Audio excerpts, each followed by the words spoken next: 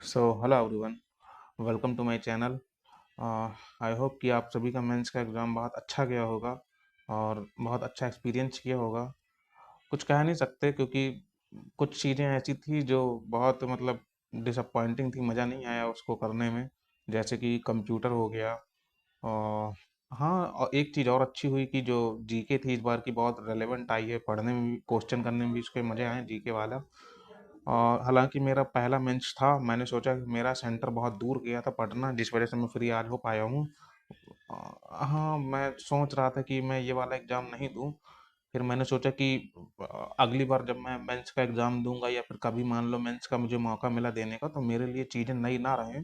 इस वजह से मैं चला गया था। सेंटर मेरा पटना गया था, बहुत दूर गया था। हालांकि मेरा बिल्कुल भी मन नहीं था पेपर देने का। मैं ये सोच रहा था कि मैं मेंस की तैयारी बहुत अच्छे से नहीं कर पाया था। और मैंने मॉक टेस्ट भी नहीं लगाए थे उसके मॉक मेंस के लिए बहुत ज़्यादा। तो मैंने सोचा कि ये वाला मेंस मैं रहने देता हूँ। फिर मुझे याद आया, मुझे मेरे दोस्तों ने भी, मेरे पेरेंट्स ने भी मुझे कहा कि एक बार मेंस का पेपर दिया हो, कम से कम ये रहेगा कि तुम अगली बार जब कभी मेंस में बैठोगे तो तुम्हारे लिए चीज़ें नई नहीं रहेंगी। तो मैं एक्सपीरियंस देखना चाहता था कैसा है। हालांकि मेरा पटना जाने का एक्सपीरियंस तो बहुत गंदा रहा, क्योंकि मैं ट्रेन से ही गया था और कोई साधन नहीं था। ट्रेन इतनी भीड़ भाई, हद हो गई जाने में और आने में भी। मैं जैसे तैसे गया, जैसे तैसे आया।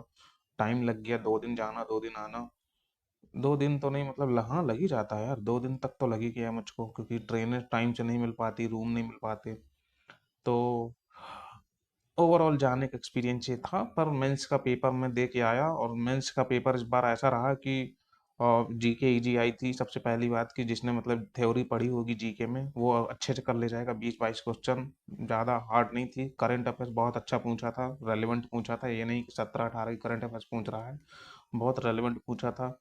और मैथ में भाई, मैथ में देखो कैलकुलेटिव था, लेकिन ऑप्शन से हो जाने लायक क्वेश्चन थे। मैंने मैथ के बहुत ज़्यादा अटेम्प्ट नहीं कर पाया था, क्योंकि मुझे फॉर्मूले कुछ कुछ भूल गए थे। और सबसे ज़्यादा क्वेश्चन एडवांस से आए हैं, एडवांस मैथ से क्वेश्चन ज़्यादा आया है, जिनमें से मेंसुरेशन का वेटेज ज़्यादा था। मेंसुरेशन में भी प्रिज्म और पिरामिड वाले तो 3 से 4 क्वेश्चन थे। और बस यही मैथ में हो गया। इंग्लिश का यार मैं बताना चाहूँगा, इंग्लिश इंग्लिश में सब कुछ इजी था। पैसेज थोड़ा हार्ड आया था, क्योंकि पैसेज वैसा नहीं आया था कि जो स्टोरी टाइप पैसेज नहीं थे। डेटाबेस पैसेज आया था, बहुत मतलब हार्ड कह सकते हैं उस पैसेज को, क्योंकि पैसेज में जो है क्वेश्चन सीधा सीधा नहीं पूछा था बस। मतलब अगर तुम कोई पैसेज दिया, अगर पैसेज की तुम मीनिंग निकाल पा रहे हो तभी तुम पैसेज कर पाओगे। तो ओवरऑल देखें तो पैसेज 3 आए थे, तीनों पैसेज बड़े हार्ड थे। क्लोज टेस्ट इजी आया था, बाकी सब कुछ इजी था, बस पैसेज बड़ा हार्ड आया था इंग्लिश में। मैं हालांकि मेरा पैसेज छूट गया, मैं जीके को करने में जुट गया था, मुझे ज़्यादा टाइम नहीं मिला है, तो मेरा पैसेज छूट गया। पूरा नहीं छूटा, मतलब 5-6 क्वेश्चन थे जो पैसेज के मैं नहीं कर पाया। 2-4 क्वेश्चनों में मैंने तुक्के ही लगा दिए। तो मेरा इस बार का मतलब मेंस का पेपर बहुत अच्छा नहीं गया है।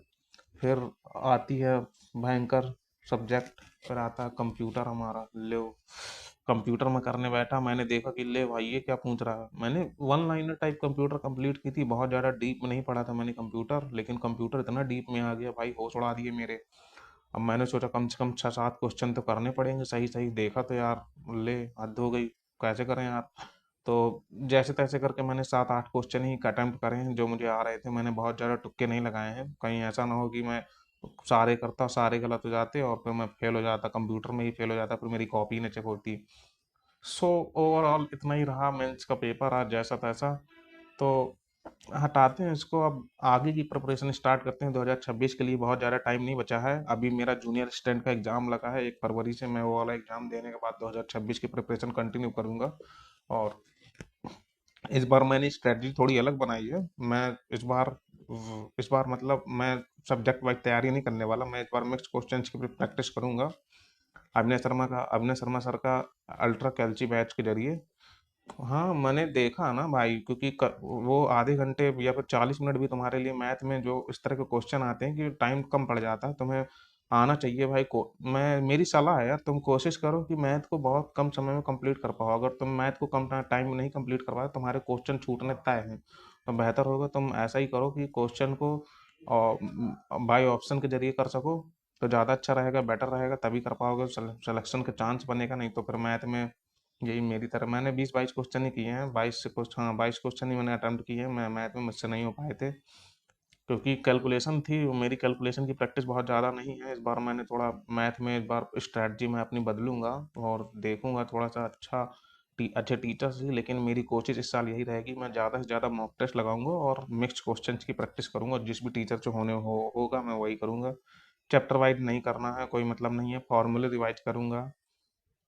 एक तो बुक है मेरे पास फॉर्मूले की, उस फॉर्मूला बुक है वो वाली, मैं उसके बारे में एक अलग से वीडियो में बताऊंगा कि वो बुक मतलब क्यों इतनी अच्छी है और क्यों लेना चाहिए।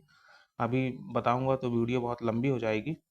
तो ओवरऑल मतलब बताना चाहता हूँ कि भाई ये मैंने चैनल स्टार्ट किया है, और ऐसा भी नहीं है कि बिना फर्जी के चैनल मैंने स्टार्ट कर दिया है। मैं सीरियल का मेंस का पेपर भी दे के आया हूँ, तो मेरी प्रिपरेशन ठीक ठाक है।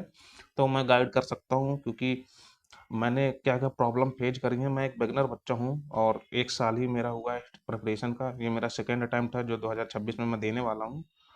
तो बस ऐसा ही था एक्सपीरियंस। और आगे की क्या रहने वाली है कहानी, में आगे क्या करने वाला हूँ वो टाइम के साथ करूँगा। वैसे तो मेरा चैनल बनाने का कोई वो नहीं था, पर ठीक है, स्टार्ट करते हैं। डेली एक वीडियो अपलोड करने में कुछ नहीं जाता, तो करेंगे।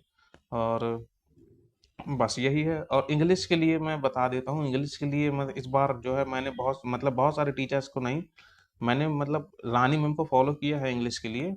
मैं उनकी बुराई नहीं कर रहा, वो बहुत अच्छा पढ़ाती हैं। लेकिन अब हो गया, मतलब मैंने उनसे इतना पढ़ लिया है कि मेरा लगभग डन हो चुका है पूरा। अब रानी मैम यूट्यूब में जो भी कोर्स कराएंगे, मैं यूट्यूब के जरिए उनकी मतलब ग्रामर का हो गया और पैसेज ग्रामर का हो गया, और मतलब ग्रामर जो भी है रानी मैम से मैं यूट्यूब के जरिए ही कर लूंगा। क्योंकि अब जितना भी पढ़ना था ग्रामर में हो गया, इंग्लिश का जो वोकेबलरी हो गई, मैं रानी मैम से कंप्लीट कर चुका हूँ। और मेरी मतलब वोकेबलरी बहुत अच्छी है, रानी मैम के जरिए अच्छी हुई है। अब मेरा पूरा फोकस रहने वाला है एडिटोरियल पे। मैं निम्सा बंसल मैम की सुबह वाली एडिटोरियल करने वाला हूँ। और इंग्लिश माध्यम एक एप्लीकेशन आता है, इंग्लिश माध्यम में भी एडिटोरियल करवाए जाते हैं, और वहाँ सेक्शनल मॉक टेस्ट होता है। तो मैं इस साल ज़्यादा से ज़्यादा मॉक टेस्ट अटेम्प्ट करने वाला हूँ। रीजन की मुझे स्कोर बूस्ट करना है अपना, ताकि मेरा कम से कम मेरे इस बार का टारगेट 320 प्लस रन रखना है। उस साल का मॉक टेस्ट में टारगेट 320 प्लस रखूं, ताकि जो है आने वाले किसी एक पोस्ट पर सिलेक्शन ले सकूं 2026 में।